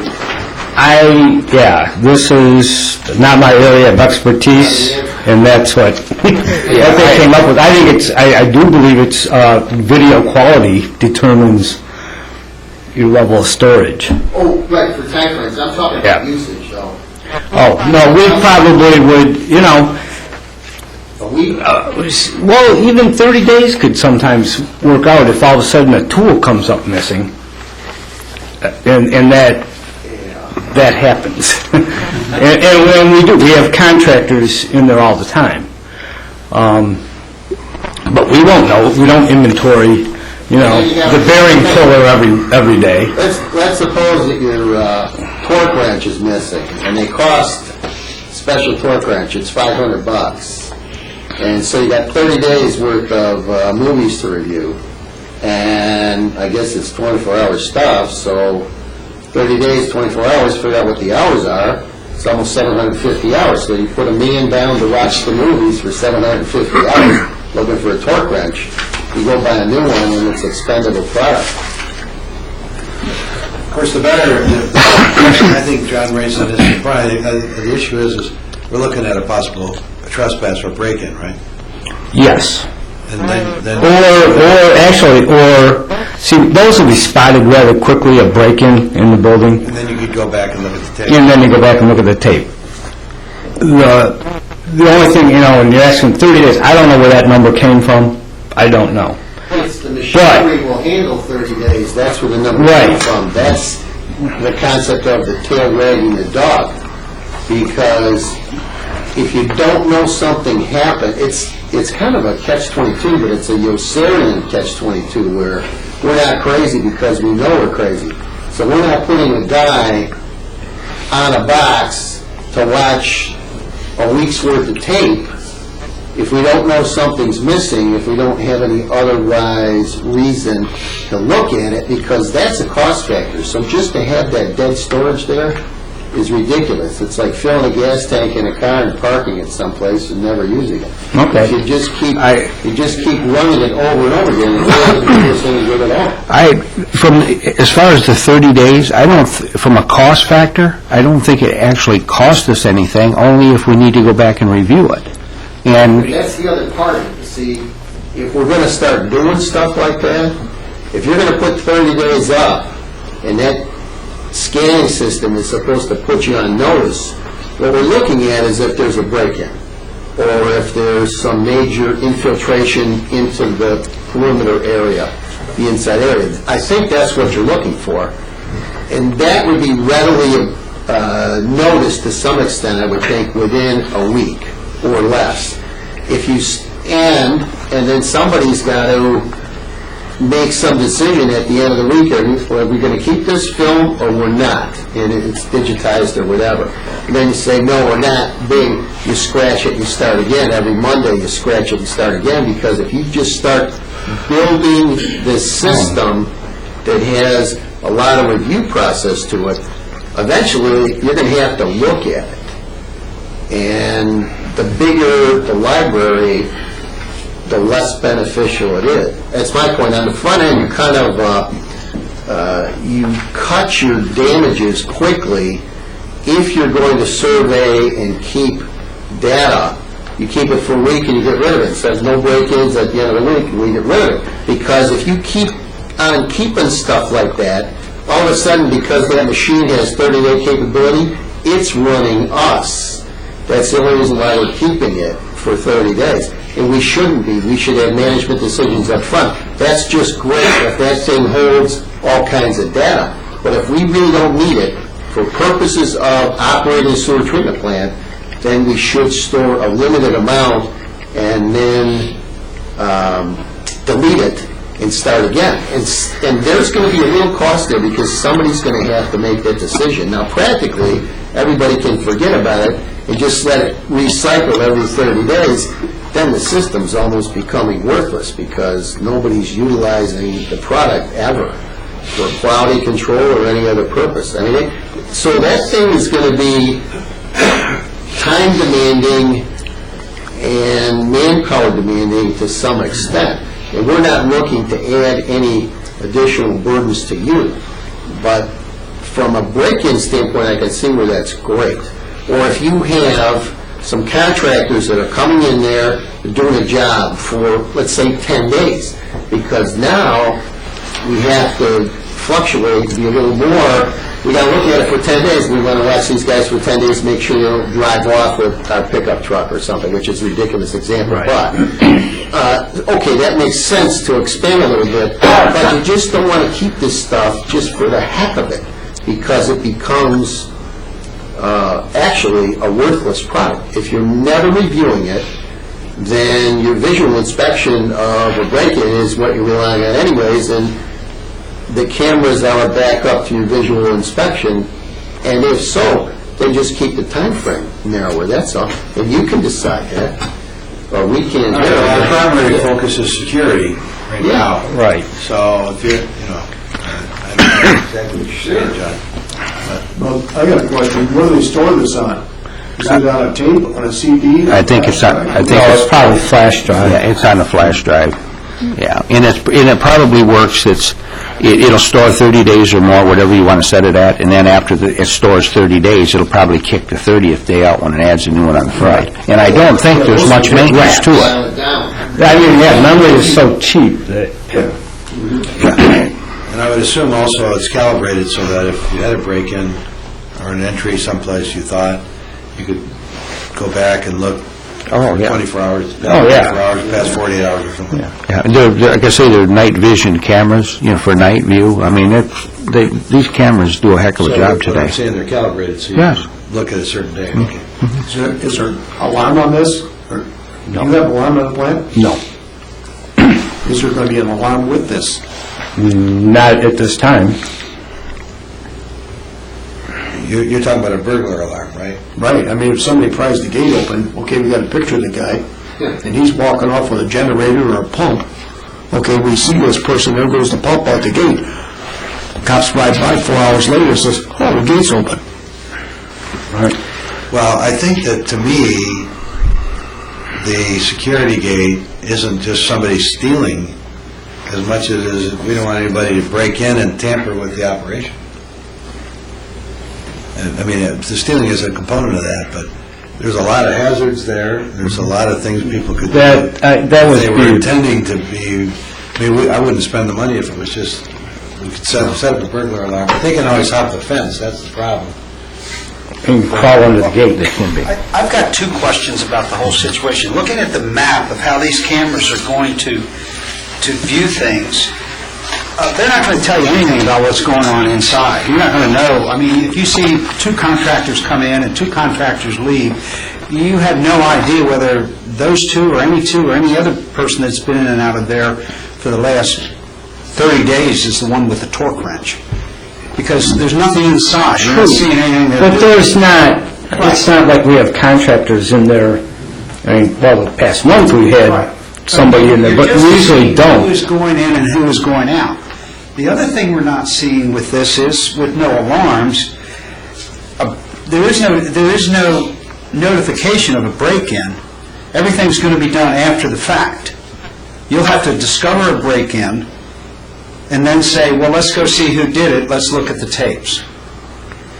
Is that how I understand this? If there's no, like Les said, nothing that shows, I mean, you mentioned tampering, so we don't want somebody to get in there and tamper with something. Well, we're not going to know anybody got in there and tampered with anything until after they've tampered with it, because nobody's looking at it. That's a good point. So, but the other thing is concerning what John said about the 30 days, I don't have a real problem with that, because over and over again, we're finding out that other agencies and that sometimes like to look at what went on there. There might have been a traffic accident in that area or something like that that they might want to review, and those tapes could be utilized for that. So keeping the tapes at no cost doesn't really disturb me. I'm wondering if the cameras are pointed in the wrong direction. They're Well, pointed that's true. at the road in toward Elizabeth Park, so we can figure out how many boats are launched every day. But should they be on post on the other side of the road looking back at the plant? Looking at the whole thing? Then you run into some issues of, running conduits under the road. I think there's all that kind of stuff, because this is utilizing... Probably more expensive that way, Yeah. but you could also put them on this side of the road, just like the corners of Stylock 17. They had a view. They always wanted to look to the inside to see what's going on in there. You could probably have cameras mounted on our side of the road, but facing the plant. But then you're insulting. They came out and said the cameras have limited range, and that's why, we could put 27 cameras in there, and we'd have the whole, because that was the original thing when we walked around. Well, yeah, it'd be nice to see, down here behind this building, and the guy started saying, well, how much do you want to spend? If we want to put surveillance cameras to have surveillance in the whole plant, we're looking at a lot of money. I guess what I'm saying, though, is we're really looking for something to tell us what happened yesterday. There's not going to be any active surveillance of these cameras. Nobody's going to be monitoring like they do other surveillance cameras where somebody's sitting there scanning the screen and watching what's happening on a real-time basis. This is all going to be after the fact. But we can set it up if we want to pay the money that the police department can monitor it. Yeah. If we want to pay some additional money, lots of additional money. You have to have a screen they're going to look at. And they're going to want to have money for looking at... I'm just saying that there's a lot of possibilities that we can do with it. It just depends on how much money you want to invest in the system. We can have it set up so a mouse can't walk through there if you want to, we can. Somebody would have to be watching it. Yeah, and we can set it up to do that. In fact, this equipment has the capability of, we can probably monitor it from Township Hall here if we want to. We can get into the system and we can actually sit at my desk and probably see what's going on over I there. do that if they're there when you're here. Well, that's what you could do it off hours. No, I was just going to say, the whole point of the system and what we've been talking about and trying to even get this over the year or so that we've been working on is to do just what it's going to do. Right. The discussion wasn't with the thought that there'd be an alarm or that there'd be some kind of notification to anybody. This is what we went after, and that's what this project is for. If we want to expand it, obviously it's going to cost us money. And we can have those types of things that have been talked about, the alarm or whatever. But this is what we wanted, and this is what the system is that we're looking at. And yeah, it's not a catch-all of everything. It is what it is. We don't have any surveillance right now. Anybody can pretty much go in there and we wouldn't know. Right. I mean, we would know, but we would never know who. Right. This is going to give us at least, if somebody tries to get in, that we have this. In one of the items that goes along with this that came before the commission yet, we're working on right now, along with this setup, we're going to have right now we do not have a powered gate at the plant. Joe locks it and unlocks it when he leaves in the morning and comes back at night. We're going to have a powered gate installed. This camera one of these cameras, the one on the end of the building, will cover that entranceway. And that gate is going to be closed at all times. Somebody can drive up to that gate, and Joe will be able to monitor them from inside the building to see who they are and whether he wants to let them in or not. And that's important, because that was one of the issues that the commission had discussed 2 or 3, 4 years ago when we first started talking about this. There were times when Joe would look over his shoulder and be somebody standing there that actually just drove into the plant, and there he is, you know. Most of them are probably pretty friendly people, but Most of them are friendly. But if you ran into one that wasn't, it could pose a problem. So along with this, down the line, there's going to be a proposal coming before the commission that for authorization to put in the powered gate, that they only have access in and out if Joe lets them in and out. So that's also a part of it. Could I just add something? Reading over this proposal, if we do not feel that the coverage is adequate, these systems are obviously expandable with the equipment we're buying. On the mid-size, it shows cameras 1 through 4, all the way up to cameras 63 through 64. The cost of the cameras are about $500 for one style and $1,100 for another style. I'm sure the system could be expanded, and I don't know of a security camera system that if you wanted to focus one camera on one area that triggered an alarm, I'm sure we can do that. I think that could With this program. I mean, it would cost a few $100s to expand it, but I'm guessing this particular system will handle up to 50 or 60 cameras if you want to do that. And if it's 1 or 2 that we need for coverage, then let's do it. Not now. I mean, once we get it in and get it operating, we can see what we want. But I would doubt very much that you couldn't alarm at least one of these cameras to give an audible signal or trigger a signal to somebody.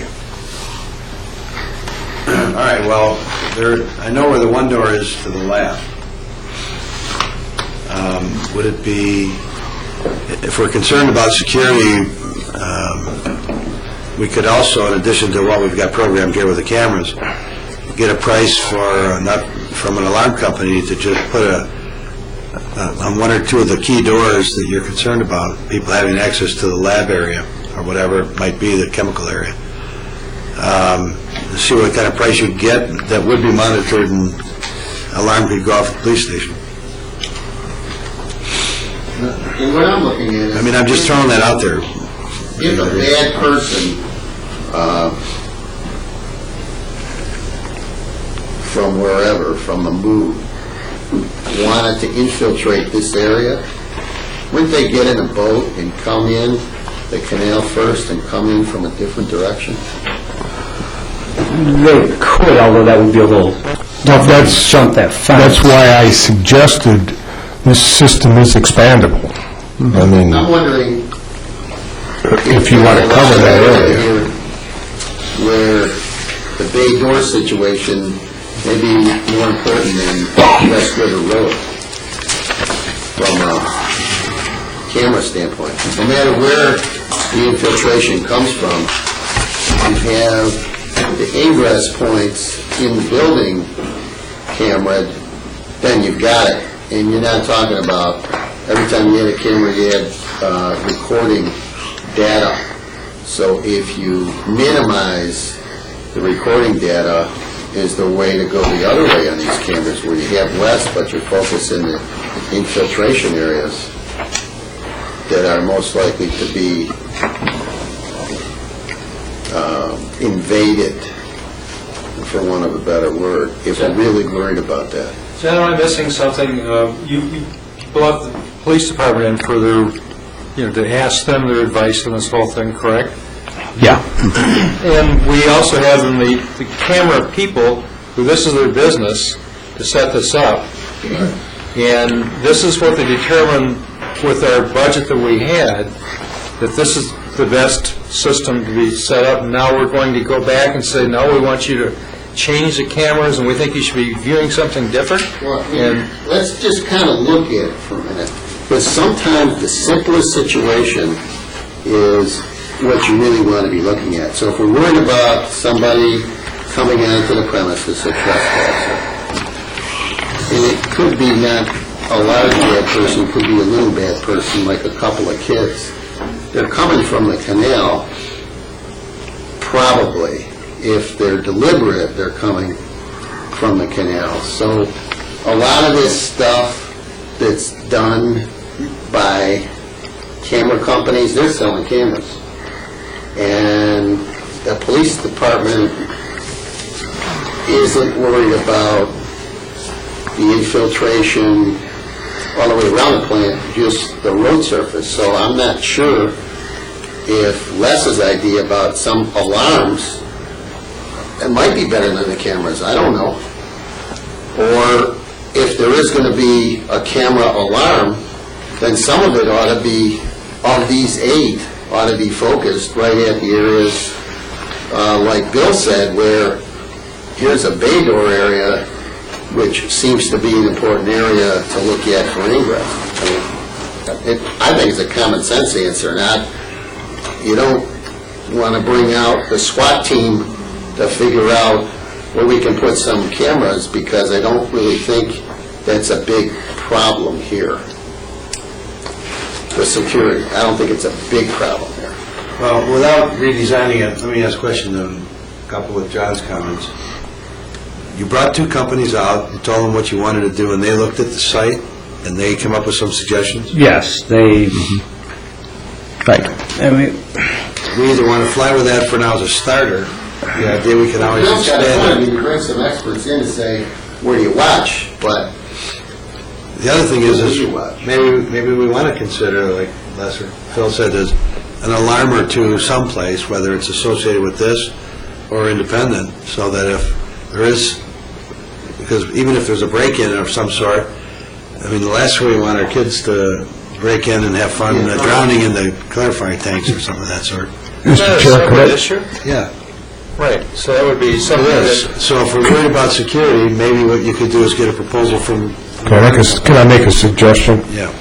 How old's the plant? 45 years old. I'm hearing 2 questions. One, can we add cameras to this existing system?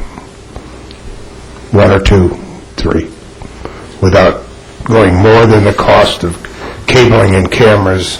The cameras are $516 and $1,179, whichever one we get. Question number 1. Question number 2 is, can we add alarm to any or all of these cameras as we see fit? I would suggest that maybe we table this until the next meeting, ask those 2 questions, and come back. I mean, 49 years and 2 weeks.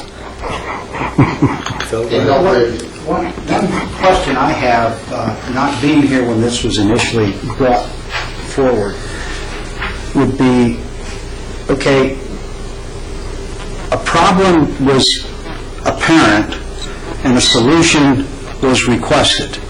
In other words, we've said over and over again, we brought these people out here and asked them their solution to our problem. And I would want to know, what is the problem? Is the problem that we've had break-ins? Is the problem that we want to see people when they're coming?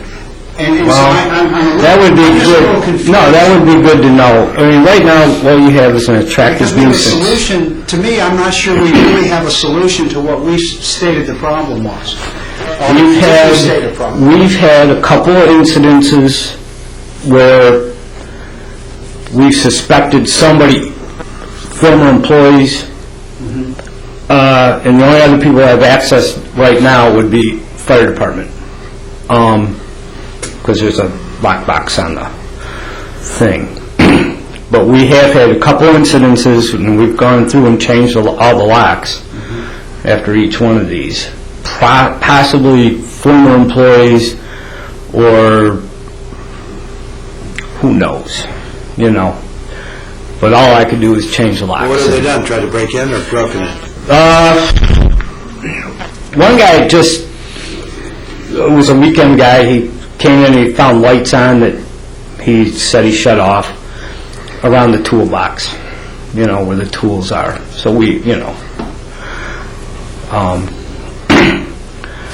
And the other time was about just over a year ago, and I had a former employee who used to live here on the island, and apparently, I don't know what he did, but he was subpoenaed by his landlord after he left. And I thought I took care of it with HR because a subpoena came to me.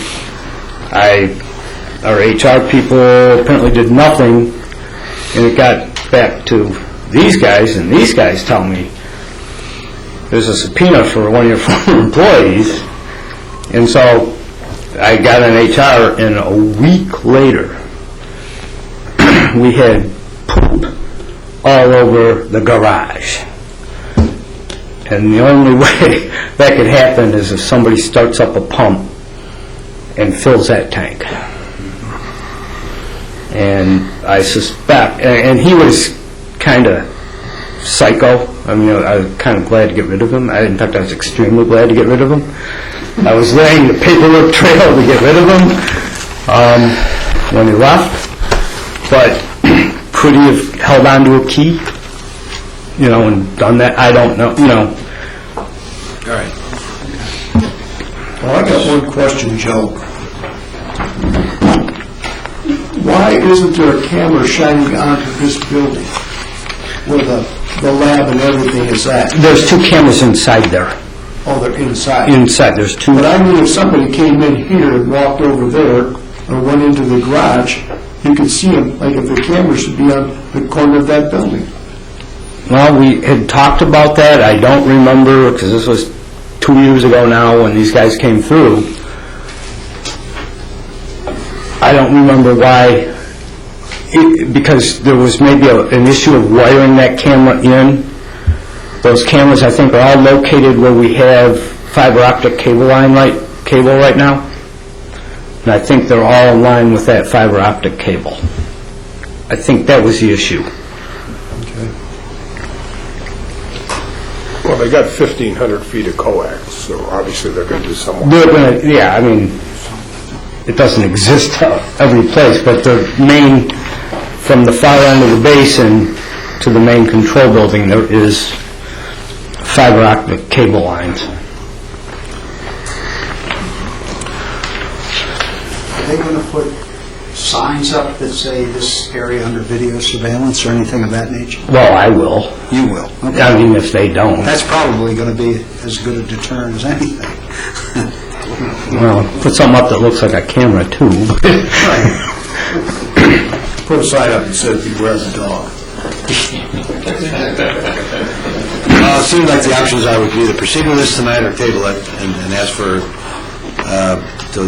for additional equipment to be looked at. I don't know what their budget sum was. It says it was in the budget. I'd have to go back and check it We're now. literally spending $20,000. I don't know if we quite, I don't see it in our list. It was, whatever, it was $30,000 or whatever. It would seem that, to me, that if there was a way to put some kind of a notice alarm on it, or even an alarm on a couple of the doors, at the same time we did this would really bring a lot more security for quick response. And if eventually you have an automatic gate that the police have access to, then if the alarm ever went off at the station, they could immediately respond. But Even if you went over there and got an alarm company, a local alarm company, and you wanted to put an alarm on some of the doors, that's a pretty simple fix. Yeah, okay. In my opinion. I don't know, if you're concerned about an alarm for the building, go over there and bug the doors. And I mean, when the alarm goes off, it goes off at the cop shop. All right, well, that's something that maybe we're asking that you should look at and get a price on. Okay, do you want, what do you want? You want to table this, or? Well, it's up to the commission. I'd be okay with proceeding based on the base that you had the companies come look at it, and it'd be a start, but... Isn't that a separate issue again? Yeah, I think we ought to go ahead with it and we can do something different to the system. Let's get going. Yeah, I agree. This maybe could be referred to as your starter system. If this proves to be beneficial and is doing a good job for us, and you want to add another 2 or 3 cameras to it, I think that's something that could be done readily. Any further discussion? Just whatever we do, if we go with however many cameras and a little alarming, let's put the brakes on, because Joe's describing potentially inside jobs, and let's not get a camera fetish about cameraing the whole East River Road or something. I mean, enough is enough. We got to treat sewerage. The inside jobs is another problem, but I don't think we want to let the tail wag the dog at all. Okay? Just one question on the mid-state document that's talking about warranty cost at that point. Is that just being dismissed as not necessary, Barry? What page, Bill? Well, it's the page 39 where it talks about $1,200 for 1 year, $1,600 for 2, and $2,000 for 3. Are we interested in any of that?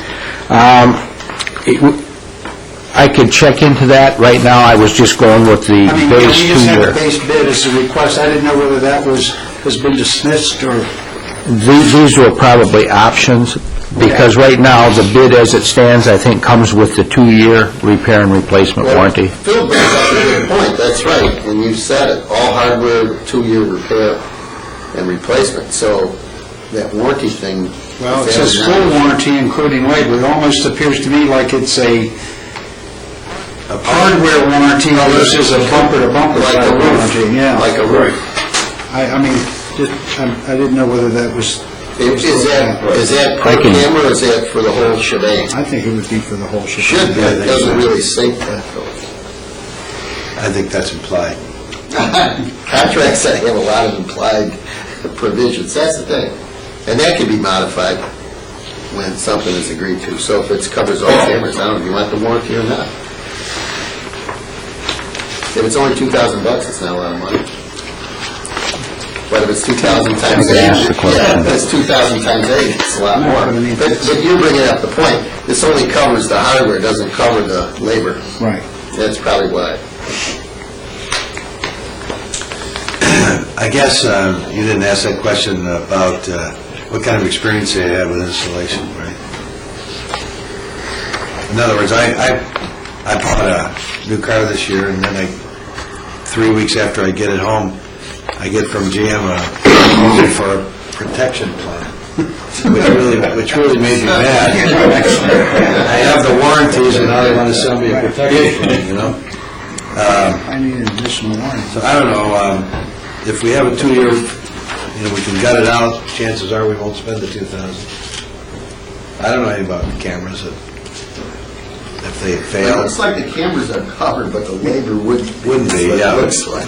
Most, when, like the ones they sell in the store and everything like that, I mean, if you go and research that, most of them say that's a bad deal to buy those. I mean, that's... Right, buy the warranty. Yeah, to buy the warranty it's Right. really a bad deal. Right. That's their biggest profit margin, is selling you the warranty. Right. So I don't have any issue if we don't want it. I wanted to just bring it to the attention that did we consider it, or did we reject it, or do we want to reject it? My personal opinion is I wouldn't buy the warranty. I'd take the hardware warranty as it is, the 2 years, and That's how I feel. let that be that. And I think that's all that's included under the base bid. Right. So, If something goes wrong with a camera, at least you got $2,000 you didn't spend. Right. The camera's $500. Right, and you can take it down yourself and... We'll pull up. Yeah. Probably. all right. I'll make a motion that we go forth with this.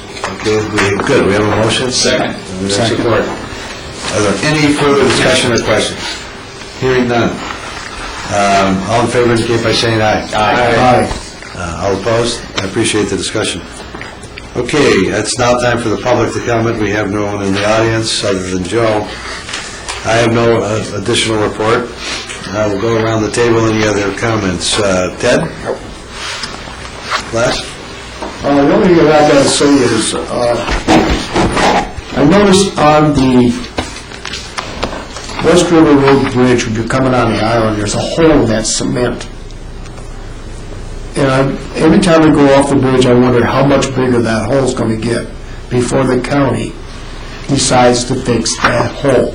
Because before 2011, we replaced that whole surface on that bridge. And there's a hole in it. Okay, where are you talking again? On West River Road when you come on the island? No, on the overpass bridge, on Parkway. That goes over West River. It goes over West River Road. Okay. There's a hole in it? It's been there for summer. I've noticed, even I rode the motorcycle over there to see the hole. There's also another hole in McComb Street by the Kroger's driveway that should be repaired properly. I think we've reported the one at Kroger's. I'm not aware of, I'll take a look at the one at the bridge. You should see it every morning. No, it's dark when I come on, so I'm